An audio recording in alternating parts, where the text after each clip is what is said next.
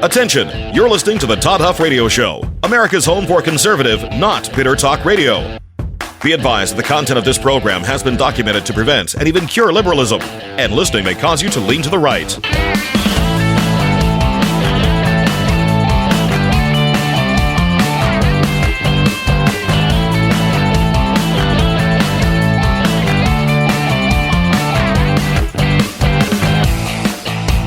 Here's your conservative, but not bitter host, Todd Huff.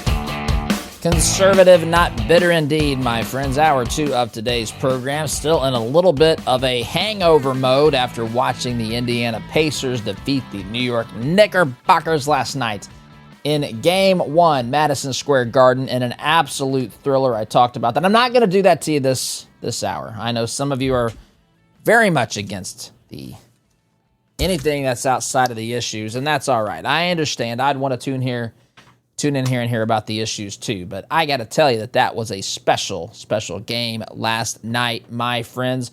Been talking about the big, beautiful bill. Been talking about what's going on with spending and Trump's agenda and the House passing that bill last night, or actually this morning, 215 to 214. 2 Republicans voted against this. They're not wrong on the reasons why. I'll talk a little bit more about that. I also want to play a clip from Elon Musk explaining a little bit about what Doge has been doing. And it's just misunderstood by a lot of people. I think deliberately by some people. But Doge has been doing good things, and there's still a lot of work to be done. But regardless, that's the direction that we're headed here in the program today. Friends, if you're in sales, let me ask you, do you have a system? If you don't, you're leaving money on the table. That's why, it's one of the reasons why I am a big believer in Matt Easton and Easton University. They have a system that works. Matt's developed over time what I consider to be one of the best, or perhaps even the best system that I am aware of out there for training sales people. It's practical, it's proven, and it is designed to deliver results. It has delivered results for so many people. So whether you're new to sales or you're a seasoned professional, this system will help you close more deals, make more money, take control of your career. So to find out more or to sign up to be a student at Easton University, go to toddhuffshow.com/Easton, EASTON, and if you do that through our link, you're going to get a bonus. Matt will personally jump on a phone call with you to talk you through your sales challenges, help you get started. He'll do an initial welcome call and a diagnosis to kind of help identify the areas of weakness and get you hitting the ground running as quickly as possible. Because, listen, you're making the investment by doing this, which is great. The quicker it can pay off, obviously, the better. Matt's invested in helping you do that. So, toddhuffshow.com/Easton is where you can get more information or sign up for the program. All right, at the end of the hour, sometime in the previous hour, we were talking about one of the problems that Republicans had. I go back to 2016, at 2015, the time that I started this program, August 10th, 2015. And I remember this program started, it kind of coincided with President Trump's political career. It just happened to work out that way. None of us at the time knew. Early in 2015, well, in the summer of 2015, maybe we were starting to realize that we had someone who was unique and who was saying and doing things that had not been said and done before. But no one could have predicted all of this back in there. Maybe someone out there could have. I couldn't have. I knew that we had an interesting guy who was doing things differently that was starting to win me over, or maybe even had won me over at that particular point. I don't remember exactly, but it was way too early to predict all of this. But I remember at the time saying that there were 2 main reasons that people were aggravated with Republican voters. The first one is that the Republicans really aren't conservative. They're just not principled in their positions. They might talk about it on the campaign trail, but they're just really not that. And there's still a lot of that. There's a lot of that in the House. There's a lot in the Senate in particular. People who are not conservative, they might be Republican, but they're not conservative. The second problem that we had in those days and still have today is that there are Republicans who might be conservative, but they just don't have the chops. They don't have the toughness. They give in. They capitulate. They aren't willing to have the fights. And that's why, at its core, in my estimation, there's several reasons for the Trump phenomenon, but one of the main reasons is that no one doubts his willingness to fight. No one doubts his willingness to do what he thinks is best. And you might disagree with it, but none of us doubt that part of it. Well, if you do, I would strongly encourage you to reconsider that. But he's not afraid. He's not afraid of the negative publicity. He's not afraid of what people say about him. He's not afraid of the political consequences. And it seems like every time he gets into one of these situations by pushing, build that wall, or, take your pick. There's so many options. Heck, with the Qatar donation of the plane, which the United States government has officially accepted, as I understand now. All this stuff. He comes out more times, almost all the time on the winning side. And initially, this was, I think, perplexing to the political class and the media. But Trump has connected with his voters in a way that the average politician doesn't. The average politician, people either question what they believe, the sincerity of their so-called conservative principles, or their willingness to fight for them. And so normally, Republicans have to hold their nose and say, I'm going to vote for this person because it's the lesser of two evils. It's the best option I've got. The other person's basically a Marxist. I got to at least vote for this guy and hope that he's going to try to do some right things. But that's not how it works with Trump. Now, for some people, it was that in 2016. I never understood that. I never understood the never Trumpers. I was never a never Trumper, not even for 1 millisecond. That never even made sense to me. If Trump was as bad as Hillary, his opponent back in 2016, which that's what some people were saying, my thinking was, well, Hillary, we know what Hillary is. Even if you don't think Trump's a principled conservative, he's not as bad as Hillary for obvious reasons, but let's just say that you're not convinced of that. In Trump's worst case scenario, he's as bad as Hillary. In Hillary's best case scenario, she's as bad as Hillary is currently, which is only going to be moved further to the left as we move, down the time of her, if she was president, in the time of her administration. It never made sense to me. Just logically, never made sense. I was never in that group anyway because I didn't have those sentiments. Because Trump appealed to me and most voters on a different level. It wasn't just hold our nose and vote. It was, this guy's a little bit different. This guy's not a politician. This guy's saying the things that I'm talking about with my buddies. When I go have coffee with my friends, when I, hang out at the diner or whatever, when I'm having phone calls, on my way home from work and we're complaining about what's happening to our society. This guy's talking about those things, and he's talking about them in ways that sounds like we could patch him into that call and he would just be right there with us in agreement.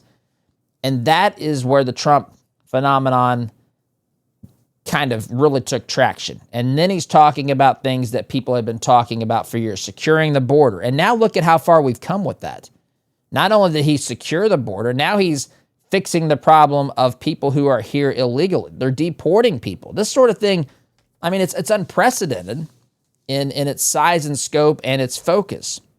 And those things take money. And so you're stuck with this reality that you have a government that's gone wild, a government that's out of control, a government that's big and bloated and just thinks that it can do whatever it wants to do.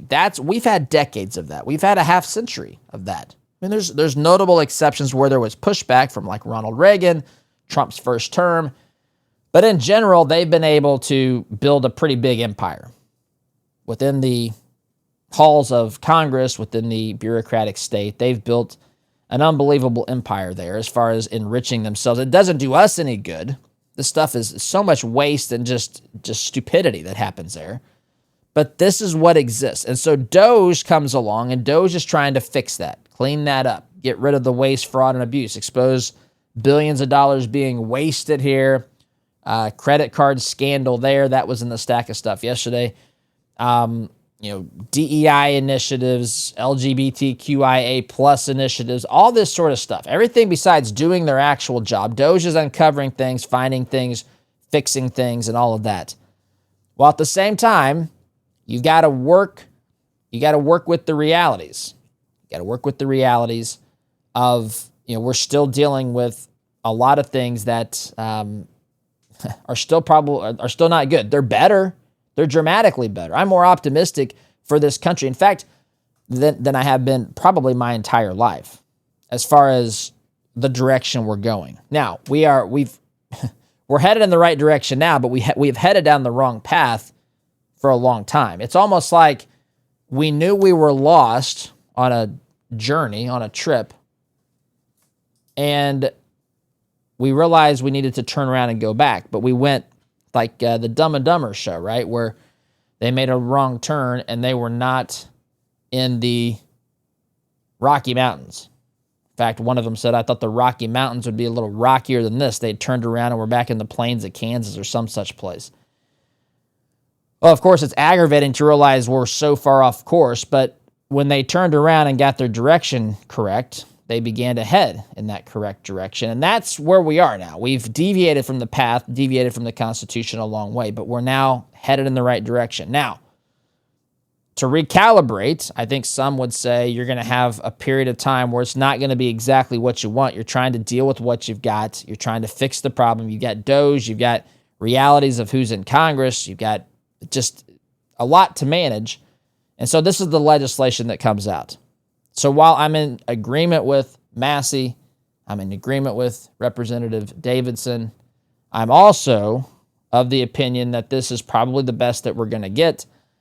And it's probably the right vote right now because there are things that need to happen. And then we have to continue to put the pressure on these guys to continue to put downward force on the deficit, on federal spending. And so this is where this begins to intersect with Doge and what's happening there. And I'll tell you something else that I think people, conservative type people are banking on is that the government, the policies of reducing taxes and some of the good things for the economy here, for the market, and what Trump's doing, let's see where he can get, these new trade deals and what he's doing with tariffs and all this stuff, what he's doing with the gold card or whatever it is for people who want to become American citizens, the $5 million, I think it's $5 million. See what he can do. See if there's things that can be done to maybe impact this differently. See what Doge can do. And then see what the economy does in reaction to this. Because the best way for more revenue to come, seems counterintuitive to a lot of folks, but the best way to get more revenue into the federal government is to cut taxes. This has happened time and time again. Tax revenues go up when tax percentages go down because what happens is the economy grows, businesses are more profitable, people are able to do better things with their money, producing more, and then if you take a lower percent of a higher number, at some point, the difference, the lower percent of a higher number can be more money than a higher percent of a lower number. That's absolutely possible, right? And that's what happens. People become more optimistic. In fact, I saw a headline somewhere today that fewer people are feeling financial strain now than they were previously under what we lived under with Biden and so forth. So that's what's, again, in the totality of the picture, that's, I think, the optimistic. That's admittedly optimistic because, the GDP is not going to just explode and be 10% this year.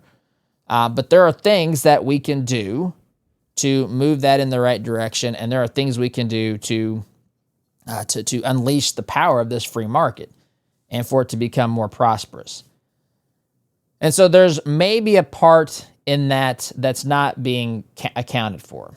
But all that being said, Congress should absolutely strive to balance this budget, to not operate at a deficit. And I'm not content with that. I think that this is the best that we can do right now. And Congress had better do its best to codify the Doge savings as best as possible. So with that being said, let's get into that. I saw Elon Musk, I saw this yesterday. I don't know if it was actually an interview yesterday or earlier in the week, but he was on with CNBC. And CNBC was asking him about the Doge cuts. In fact, having a very negative, pessimistic attitude about this, which many people do. Doge isn't cutting anything. They're just playing games with you. I can't believe that you fell for this. They're not serious. Trump and Elon, they're just trying to enrich their friends, all this kind of stuff. And so that's kind of a little bit of that sentiment is what I feel here. But I want to play this. This is a short clip. Elon's explaining how to really correctly measure the impact of what Doge is doing. And he's saying most people are trying to measure it incorrectly. Most people don't really talk about this correctly. And so I want to play this. He's on with CNBC here. He's explaining what they're doing, the importance of this, and how to really measure its true impact. So here's Elon on with CNBC. Bear with me here. Didn't have it set up correctly. Now I do.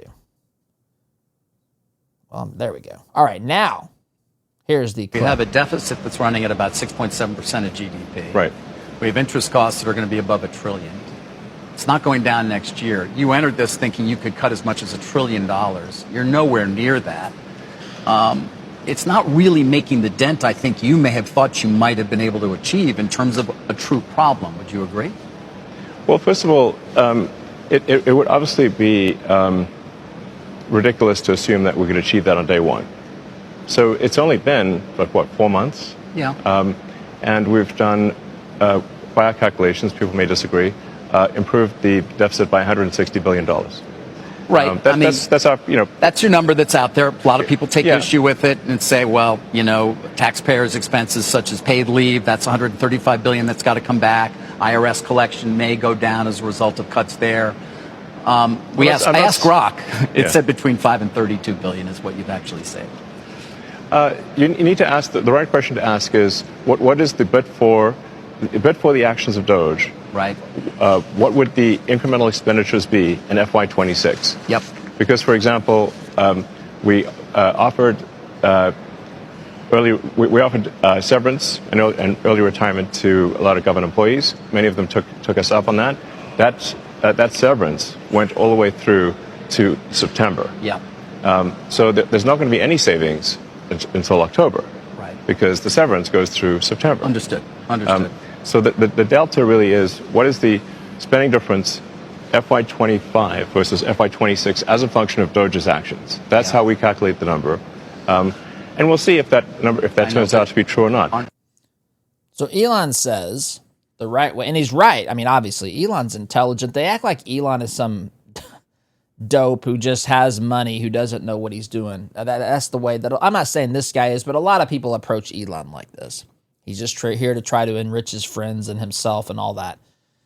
That is, in my estimation, not at all what's happening here. But be that as it may, he says, look, a lot of these cuts that we've made aren't going to be realized until fiscal year 2026. This country operates on a fiscal year that runs from October 1 through September 30th. So we are, roughly a little over halfway through the fiscal year of 2025. Fiscal year 2026 will start October 1st of this year, this fall. At that particular point in time, Musk says the proper way, if you're going to use AI, if you're going to research this, you should try to find information based upon this thinking, this phraseology. You should say, but for the actions of Doge. Basically, based upon what Doge is doing, compare fiscal year 2026 expenses with fiscal year 2025 expenses. Because as he points out, look, we are paying the people who took the buyout. They're being paid through the end of the fiscal year. So those that took the buyout from the federal government are getting a lot of money. They're getting paid through September to not work. But the position is gone. Now we'll see. There's court challenges, all this kind of stuff that's happening. But assuming that all goes through, fiscal year 2026 is going to show there's going to be nothing on the line item for that particular employee, that particular position, because that particular person, that particular role is no longer on the books. We're carrying it through 2025, and then it's going to be gone in 2026. Elon says, based upon their numbers, their calculations, once you do that, once you start comparing it that way, we've cut $160 billion with the B dollars. Now, his goal was $1 trillion, which is a hefty goal, by the way. $1 trillion. $160 billion is 16% of that. Now, other people say it's much less. It's $5 billion to $32 billion or some such thing. Elon says, well, we'll see. We'll see where this ends up.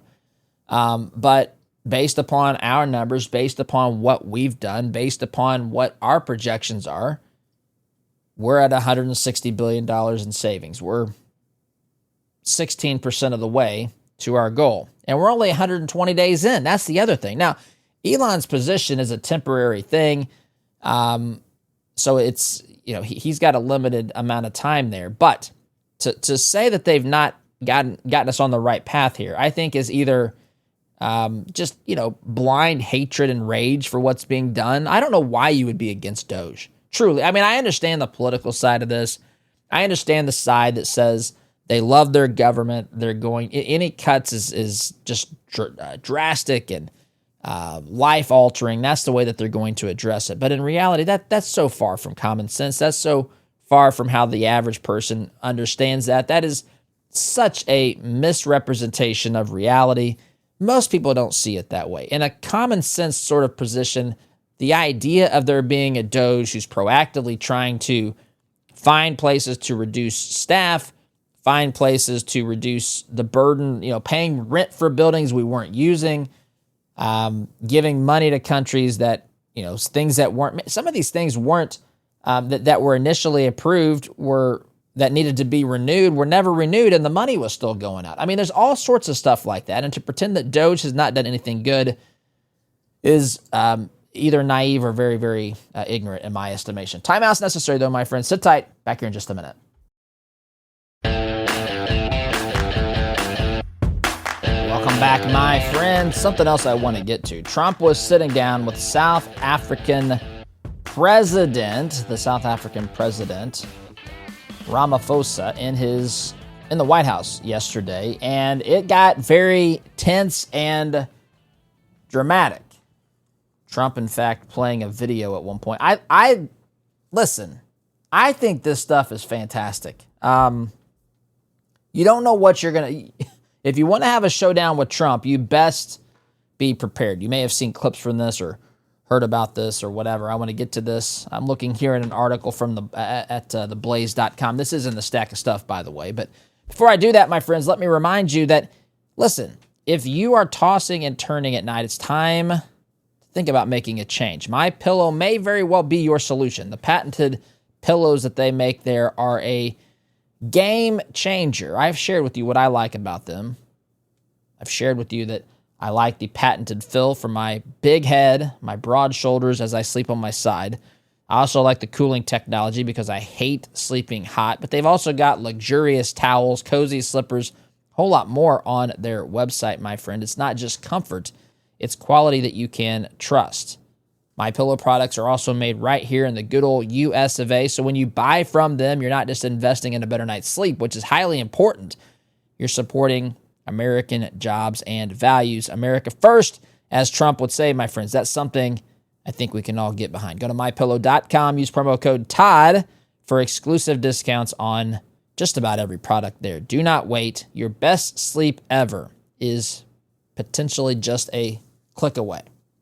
That's mypillow.com. Promo code TODD Friends, sleep like a patriot, live like a champion.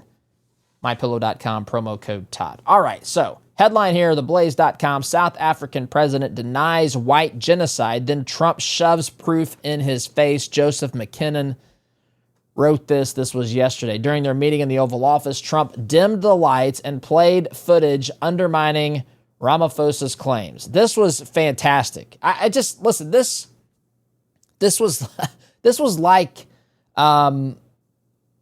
similar to, I guess, in a different way, but similar to the showdown with Zelensky in the Oval Office here a month or so ago. Here's what it says. South African President Cyril Ramaphosa met Wednesday with President Donald Trump and discussed various matters in the Oval Office. While the socialist leader sought to steer the conversation to other issues, including trade, Trump pressed him about mistreatment and murder of white Afrikaner farmers who are also known as Boers.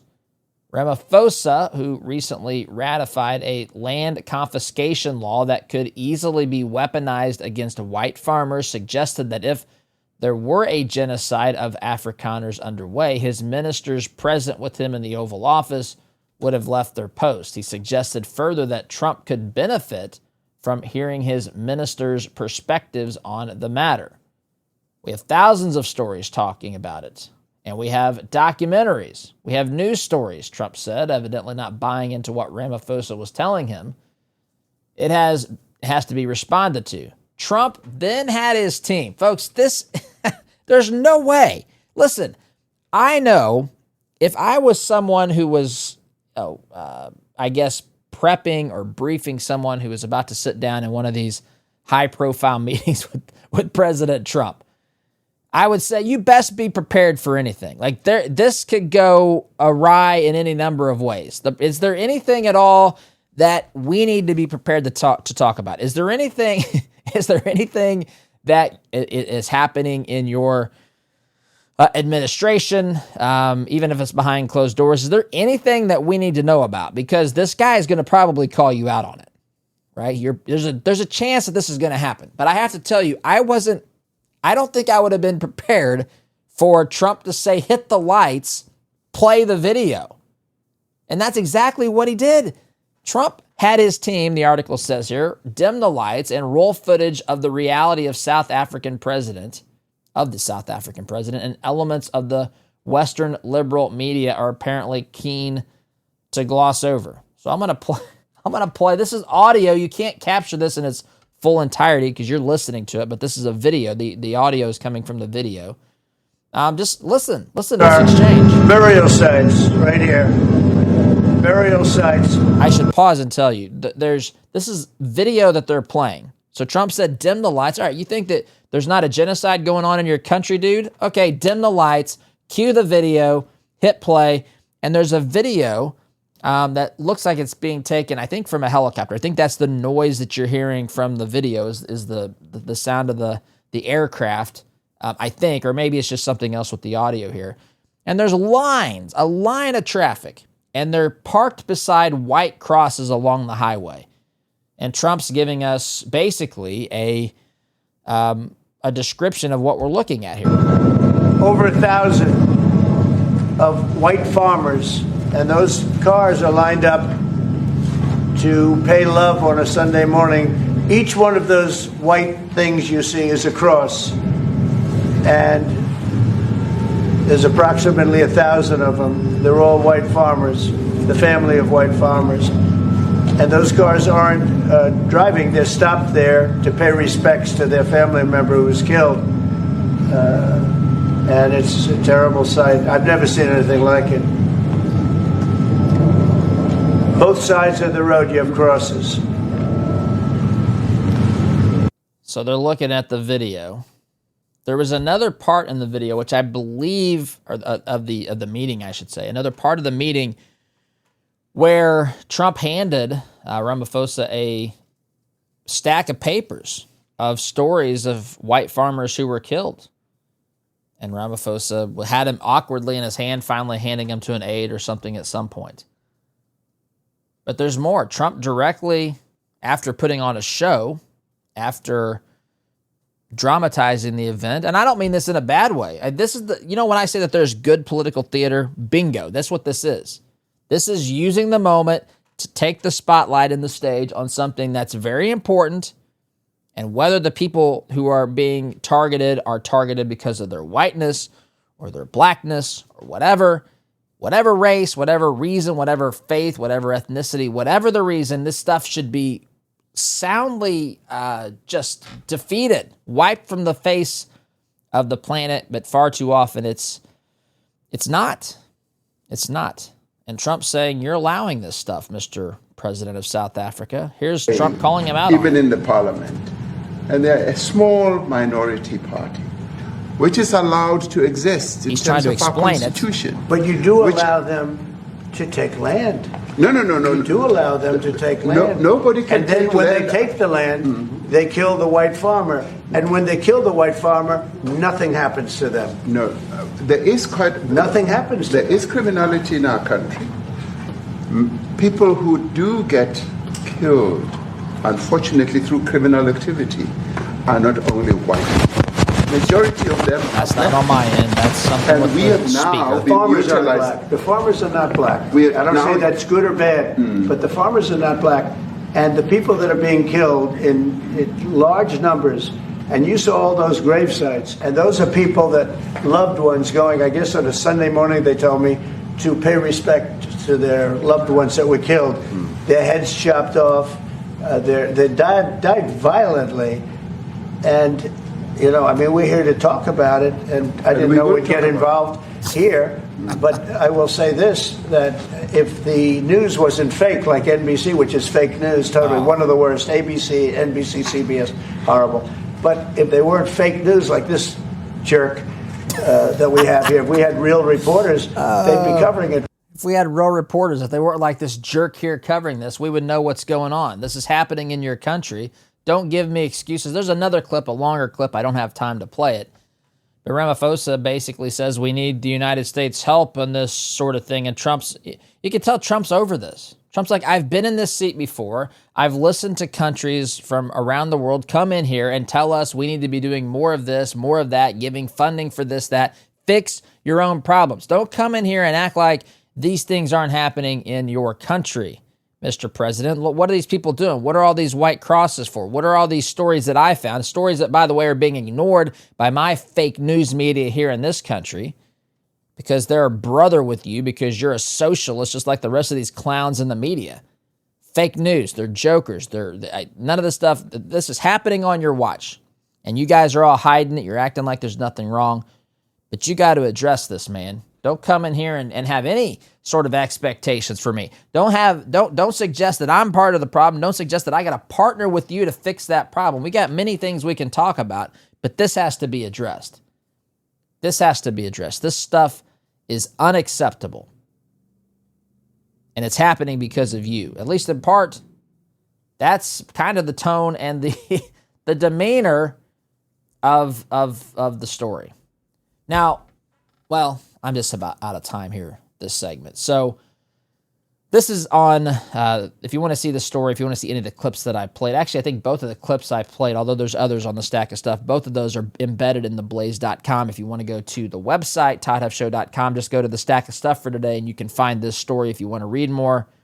But there you go. So that being said, time is telling me it's time to wrap up this segment. I am going to oblige my friends. Sit tight. You are listening here to the home of conservative, not bitter talk. I am your host, the one, the only, the ever so benevolent Todd Huff. Back here in just a minute. Welcome back, my friends. I'm wondering as I watched or listened to those clips, I'm wondering how those of you in this audience perceive that. Meaning, do you... I love it. Now, I don't want Trump starting something when there's no reason to do that. I'm not suggesting that. I'm not saying that every meeting should feel like this. But I don't have a problem with this either. I truly don't. But I wonder how the average person views this. Is Trump... I know for the left and for the media, there's this feeling of almost embarrassment, I guess. Or at least they want you to think that. Which I guess we can talk about here really quickly. in a moment. But I want to remind you too, my friends, that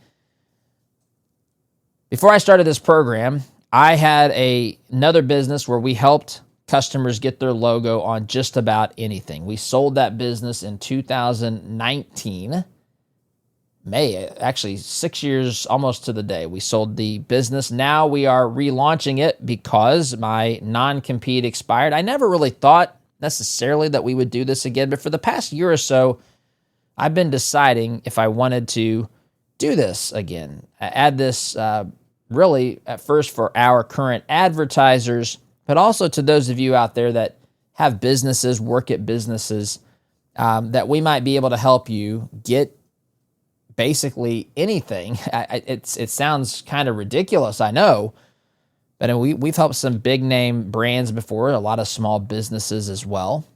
But get your logo on almost anything. It's called Red, White, and Brand. And if you're interested, if we can help you, you'll get a 10% discount as a listener of this program. All you have to do is text the word Todd, just as usual. You'll get 10% off. Promo code Todd. If you text that we'll let you text it to the main show number here, 317-210-2830. Again, 317-210-2830. Our site is under development and should be up here in the next week or so. I'll let you know that once that happens, but we can certainly pull together some items for you. And this can run the gamut. This can be apparel, so this can be apparel for your employees in the field or in the office or at the dealership, at the lot, whatever. This could be, again, hats, polos, you name it. Parkas, coats, name brands, more economical brands, a whole bunch of stuff there. We can do banners and trade show stuff. You can have giveaway items. You can have promotional products, things for job fairs. My friends, virtually anything you can think of with your logo on it, we can help with. Again, Red, White, and Brand is the name of the company. We help you put your logo on almost anything. Text my name, Todd, to 317-210-2830 if you are interested in having us talk with you, help you with one of your projects, one of your needs. You'll get a 10% discount as a valued listener of this program. All right, so let's get back to this discussion here, talking about just the Trump's demeanor, the feel of the of the event. This is now becoming a tool that Trump's used in the Oval Office, has used it repeatedly. Get the cameras in there, have a high-profile meeting, and then basically hash it out in front of the cameras for the world to see. And this had to be incredibly upsetting for Ramaphosa to have to deal with. But Trump came ready. Trump came with the receipts. He came with a stack of papers, as I alluded to, stack of stories, and he hands them to him. It was actually it wasn't even a nice, neat stack. It was they were kind of all over the place. Here, what are these stories? This is happening in your country. Don't act like it's not. These things are happening on your watch, President Ramaphosa. What are you going to do about this? And then, to top that, he says, dim the lights, let's play the video, let's cue the video and let this thing roll. This, to me, this is just, it's unheard of in these circles, right? This is not the way that we're supposed to deal with people on the international stage. We're not supposed to do this. But then, okay, on the one hand, I don't want unnecessary problems, but where's the problem here? The problem is what's happening in South Africa. The problem is that our media has ignored this stuff. The problem is now the media can't ignore this. And say what you will about Trump, it reminds me a little bit. Now, please do not misunderstand me. I am only using this as an analogy. I'm not saying that Trump is like the person that I'm going to reference here. I'm not saying that at all. I'm just saying it reminds me of the showmanship. There's a story in the Bible, Prophet Elijah. He goes to confront the prophets of Baal on Mount Carmel, I believe. And it's a dramatic showdown, right? There are the prophets of the false god Baal, and Elijah says, here's what we're going to do. We're going to build altars. We're going to call out to our God and ask that our God send down fire and consume the altar. And I'll tell you what, I'll let you go first. Build your altar, do what you got to do. I'll just sit back and watch. And that's what happened. And they carried on. They cut themselves and wailed and begged, and nothing was happening. And Elijah said, well, maybe you should yell more loudly, because maybe, is your God taking a nap? Did he go out to lunch? Is he in the bathroom? What's going on? Like he was really turning up the heat, turning the screws on these folks. And it became more and more intense. And finally, Elijah said, all right, that's enough. You guys have done everything. Your God's maybe on vacation or something. Now let me call out to my God. But before I do that, I'm going to build an altar. I'm going to pour so much water on this that there's no way it's even going to ignite. Well, spoiler alert, the short version of the story is Elijah calls down fire from Yahweh from heaven, and God sends it down on his altar. It reminds me a little bit of that, and there's a time and a place for that, my friends, and I think it was perfectly done. I got to go, though. Thank you for listening. SDG.